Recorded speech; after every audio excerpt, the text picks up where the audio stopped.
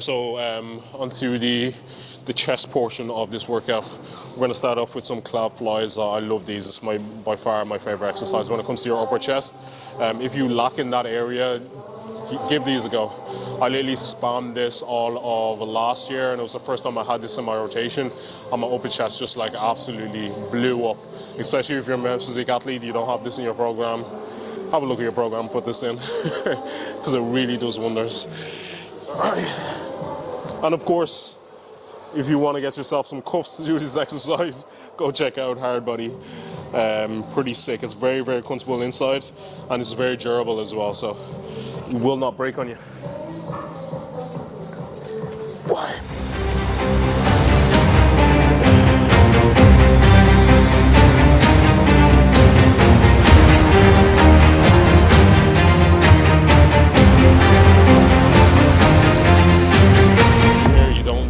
You don't have to be completely kind of like tucked in. For a lot of chest movements when it comes to pressing, it's better to have your elbow slightly tucked instead of completely lateral. But with this movement here, the way it targets the upper chest, it's actually much better to be slightly more lateral than tucked, because if you're more tucked, it'll involve a lot more of your triceps and a lot more of like the mid to lower pec area. But if you're like that, takes the tricep out of it, and it's more of like that top chef, which is, you know, what men's physique athletes should have. All right, so onto incline strap max press. Love this machine as well. Really targets the upper chest. The only thing about this machine is that it's not really converging enough, meaning that it's not driving your biceps close in towards your chest, but on the eccentric it actually feels really, really good. So that's why I have this movement in. Again, it's all about pushing towards failure. So no matter what equipment you have access to, as long as you're working hard, you know, you will grow regardless. All right, let's go.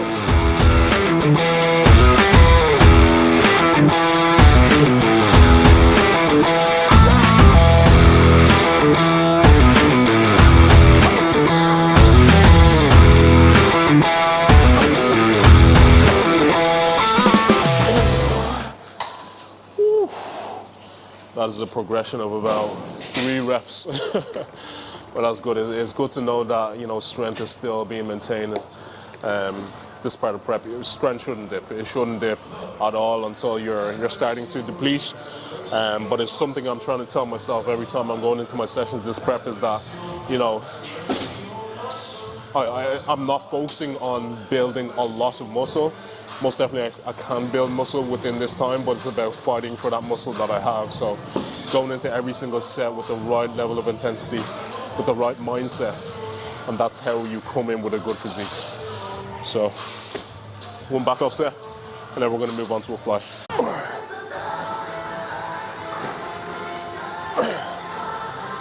So you guys might get a cheeky physique update after this. It's nothing impressive.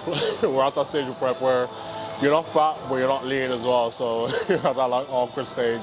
For me, where it starts to kind of really click and where my physique starts to come together is about 6 weeks out.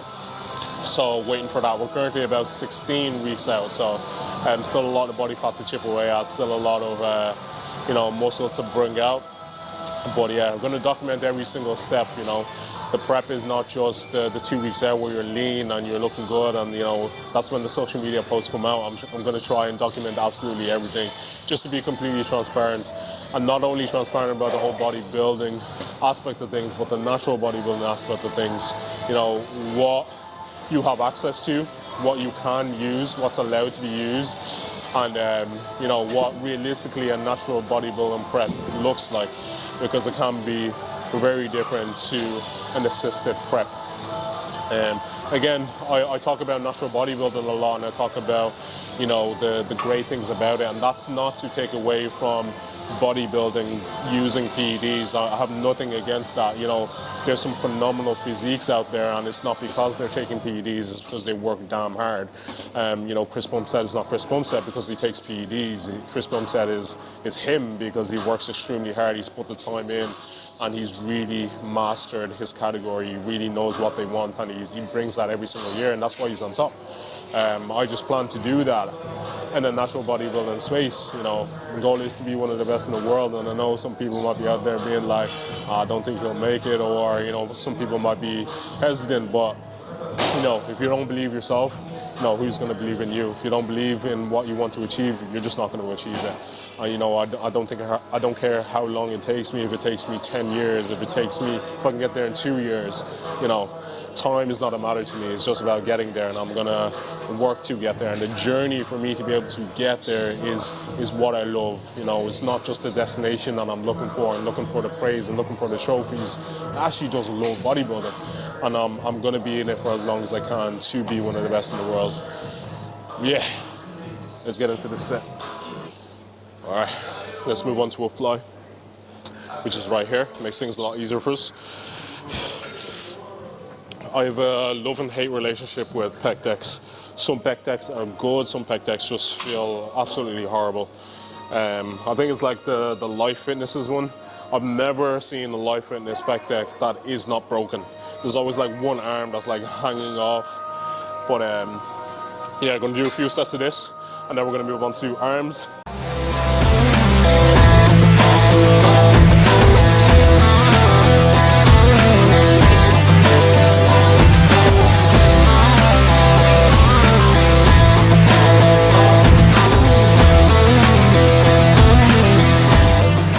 Normally when I train, I do have a logbook with me, and I'll be logging absolutely everything, but there are certain situations where you shouldn't really use the logbook. And number one, when you're deep into prep, like coming up to a few weeks out, you're going to lose a bit of strength, right? You know, you're going to be carb depleted, you're going to feel very low in energy, your expenditure is going to be through the roof, food is going to be low. So chasing progressions then, if you're someone who has an attachment to that logbook, is probably not a good idea.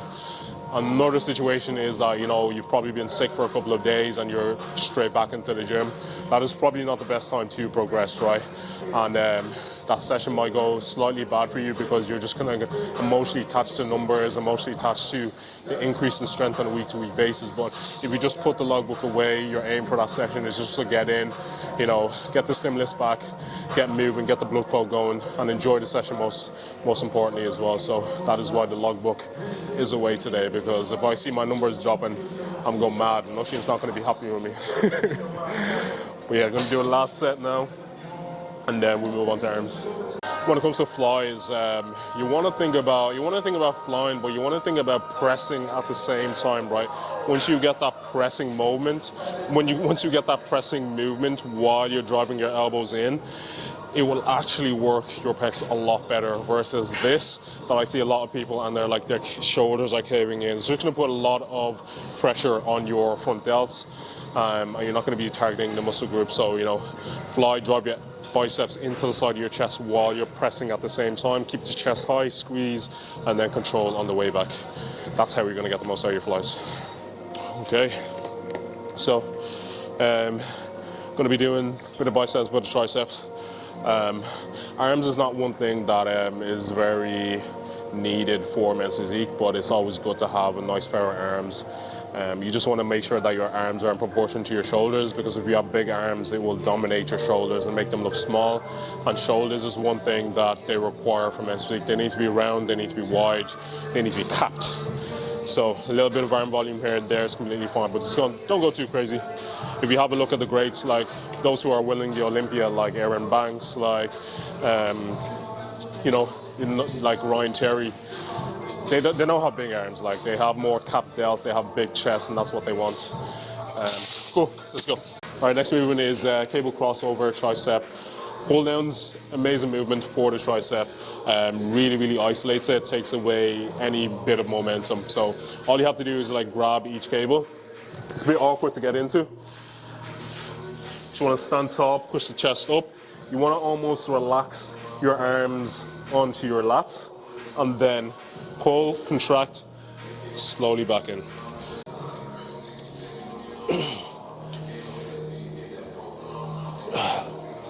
I was having a discussion with one of my friends who's actually stepping on stage this weekend, and we were talking about like we're talking about the expectation when it comes to the athlete and the coach when it comes to prepping for a competition. Like me as a coach, I know what is expected of me, and I know I have to be there for my clients, especially coming up to the show. Like 3 weeks out, we should be doing almost like 3 times a week check-in, and then when it comes to like 2 weeks out, 1 week out, it should be on a daily basis. So if you're an athlete out there, you're not really getting the service that you require to bring your best physique, you shouldn't have to think about the decisions like 2 weeks out. It should be made for you, and then all your responsibility then is just to execute. So if that's not you, get a new coach. And then on the athlete side of things, it's about like following the plan to the T. If you're aligned to your coach is gonna know. All the experienced coaches out there will know if you cheated on your diet, will know if you're, getting your protein in, will know if you're doing your posing practice, will know if you're doing your, required expenditure. So, just be completely honest and transparent when it comes to the process, because it's not you against your coach, it's not you against, the scale or whatever. Like you're meant to bring a package to the stage, no matter what weight you are. And for that to happen, you need to have that honest and open communication with your coach. If you're looking for a coach, hit me up, bring it to the stage, get you lean, get you winning. All right, tricep movement, number 1, done. Gonna go into some dips now. So I either use a machine to do this, or I would do like a dip bar. Not really a fan of dip bars because just the way my shoulders are set up, it just doesn't feel good. So I'm gonna do a dip machine, and then we're gonna go into some bicep exercise. One for the long head, one for the short head. I'm gonna show you guys that. Let's get into it. Already won. Never be defeated.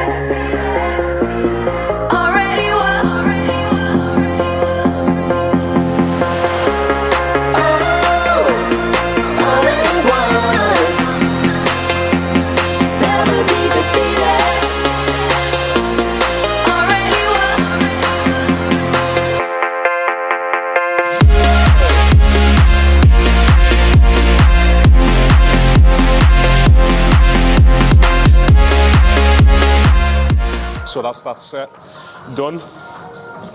One more bicep exercise, which will work the short head of the bicep, which is going to be your elbows in front of your body. So anything like a preacher curl, even a cable curl where you're like slightly in front of your body, like that will work. But always when it comes to support, it's always better when it comes to targeting that muscle group. So if you can do any exercise that's bench supported or machine supported, I would go for that. But yeah, been a good session so far. I haven't really pushed myself too hard, but then again, I've taken it close towards failure.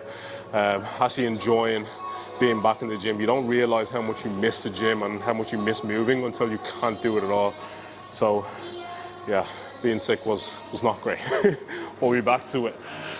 It's grand that we're at this stage of the prep where being sick is not really too much of a pain, but I always fear coming up to shows that I'm gonna get sick or something is gonna happen with my body or get injured or something like that. So I'm very anxious when it comes to that. But yeah, we're all good now. We're gonna move on to the preacher curl, and then we'll wrap up. Already won. Never be defeated. Already won.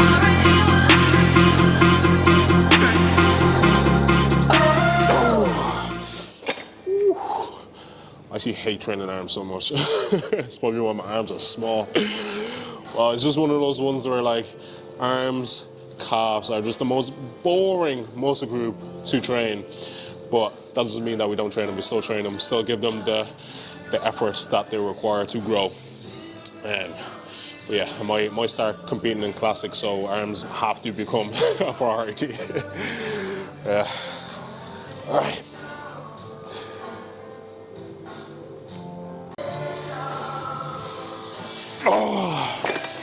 Oh. Whew. Done. That's a wrap. So I'm gonna do a cheeky physique update now. So this is 15 weeks out. Well, it's 15 weeks out, and then I think about 21 weeks out as well to the next show. But again, Condition is starting to come through, not very shredded yet. Fullness is starting to go a little bit because carbs have been dropped, but you know, it's all a part of it. When it comes to, you know, you achieving that physique for the stage, you kind of almost have to just get flat, get more shredded until you can actually come in full for the show. But yeah, as I said, I'm going to document every single thing, how I'm thinking, what my physique is looking like along the way, so you guys can, you know, enjoy the journey. I'm sure you guys are watching this while you're doing your cardio or something while you're chilling, so a good bit of entertainment, plus a good bit of motivation as well, just to see my own journey and the journey to come. So, without further ado, let's get into some physique shots. Cool, so we're gonna do this outside because I'm always worried about like taking on my top in the gym, especially when it's not like a bodybuilding gym where it's like a common thing for people to do. So we're gonna do a few physique shots out here. And of course it's gonna be very honest because this is natural light and this is the most honest you'll see your physique. Boy, let's put the mic down here.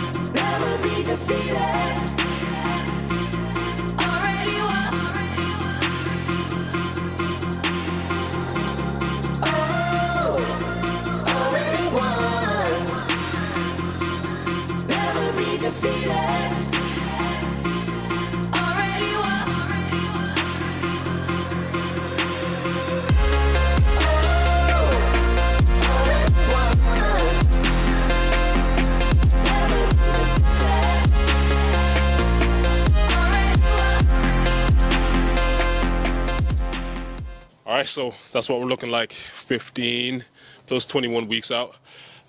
So, you know, fullness is there from the session, which is good. I'm still getting the pumps, which is great. Probably get to that stage of prep where pumps are not that great and probably end up relying on salt and electrolytes to get me pumped. But I'm happy where I'm at the moment. You know, we're planning on losing about maybe anywhere from 0.7 to a kilo per week for the first couple of weeks, and then we'll taper it the more we get closer to the show, because my body will be more sensitive then and I won't have a lot of fat mass to burn into. And if I'm losing an extreme amount of weight at the latter end of prep, I might burn into muscle mass and I might look small on stage. Something that kind of like happened last season was that like my last 2 shows, because I was dieting for so long, we were digging for so long, I think I burnt into a lot of my muscle mass, and you know, I was shredded, but I wasn't really one of the biggest on stage. And sometimes you need to have that combination of size plus condition, and you need to make that decision whether it's like, you know, is it worth it digging for more condition if you're just going to come in small for the show. And if you're, in my opinion, right, it's all about being as full as possible, being as tight as possible. And first, if you have to compromise condition in certain case, it's probably the best thing to do so. And just like take that information back, go into your off season, build on the muscle groups that you need to build in so you don't have to dig as much, and then just continuously come back better.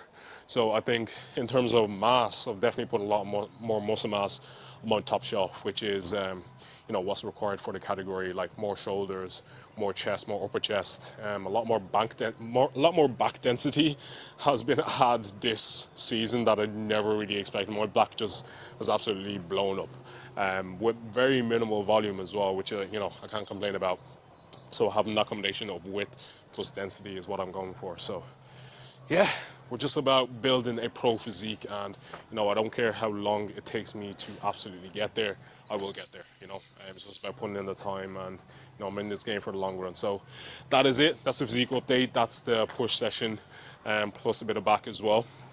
gonna go back upstairs now and do some cardio. I have 20 minutes at the moment, which isn't too bad. 20 minutes 5 times a week on the Stairmaster, going straight into it. Last year I didn't really start cardio until like maybe 4 weeks into the prep, but we're going at it now just to shift a bit of that water weight, shift a bit of that body fat, and then start to taper it down. Calories at the moment are about 3,200 on a training day, and then 2,900 on a rest day, so still not too low. I'm sure it'll get very, very low. I went down to about 1,700 calories last year, like I think 2 weeks out, and I think I was approaching 1.5 1 week out just to deplete. But yeah, we'll see how this season fares. Again, tune in, guys, every week or every 2 weeks. We're going to try to get these videos out just for your enjoyment as well, and just to see the journey and give you guys gems along the way. I will have people on as well. I was actually meant to have somebody on today, but there's a mix-up, so they couldn't show up, but I'm sure you guys are going to catch the next one. So I'd like to thank you guys for tuning in today's video. Make sure to like, comment, share, and subscribe, and I'll catch you guys in the next one. Slán.